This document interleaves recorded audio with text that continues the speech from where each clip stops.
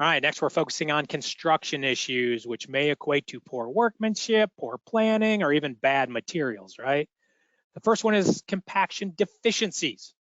Remember what we said earlier, that footings and foundations should be installed on previously undisturbed soil, but that's not always possible. So that means the builder or the contractor has to make sure the soils that they're building on are properly compacted, which might be easier said than done. The best way to accomplish this and make sure they got it right is to use a qualified geotechnical specialist to do the proper testing. Most foundations, you probably can't bring in any equipment this big to do your compaction unless it's maybe a commercial building, but maybe something smaller like this jumping one on the right. Have you ever seen one of those? Bounces up and down, jump, or that vibrating one on the left you walk behind? I don't care, either one of those. You operate that all day long, you go home, you're gonna be shaking, right? And here's an example of what happens when compaction is not done properly. These next two photos are from one of our Donan inspections. This floating slab floor is showing several large uneven cracks, as you see here.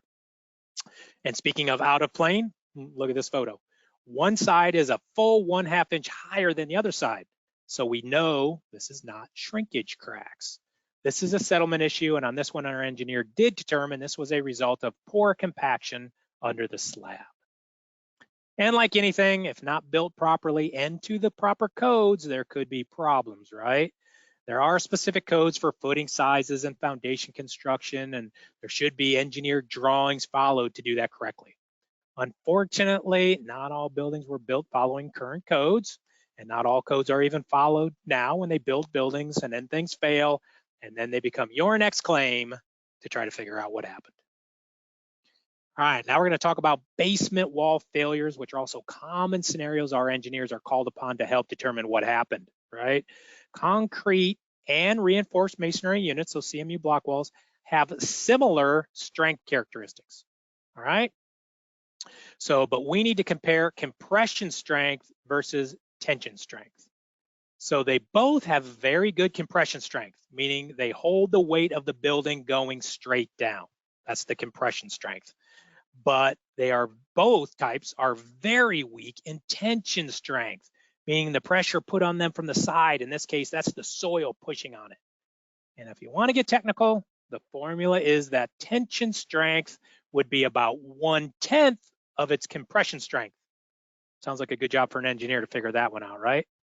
So there we found the answer to that poll question though. It was false. Tension strength is much less than compression strength. So a little bit of a trick question. I think maybe the way I worded that one, I tripped a few of you up because the majority, 68%, said that was true. It was actually false. It was the inverse. It was the opposite of what I was saying. And as mentioned earlier, water changes everything. And in this case, saturated soils can double the force being exerted on a wall. All right. Okay, time to use your imagination, right? In this very simple diagram, it's supposed to be representing courses of a basement foundation wall, you know, like CMU, courses of CMUs, right? So tension cracks normally will start in the middle of the wall, mid-height and in the middle, and then stair step outward as represented here, okay? Look at that image there. Now look at this claim photo. Do you see it? Very similar to what we just saw in the diagram. Classic signature of wall failure due to tension pressures that walls are either not designed for or they're not doing a good job mitigating the water outside of it.